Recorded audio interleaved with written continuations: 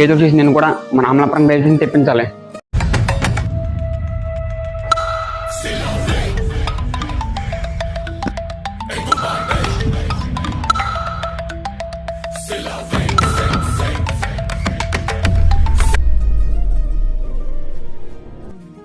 మధ్యలో తన చెయ్యి ఫ్రాక్చర్ అయింది. ఇంకా తను ఆట ఆడలేకపోయాడు.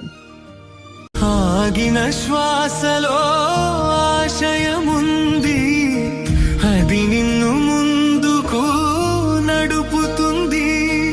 ముళ్ళైనా పూలైనా చేరే తీరాలిరా.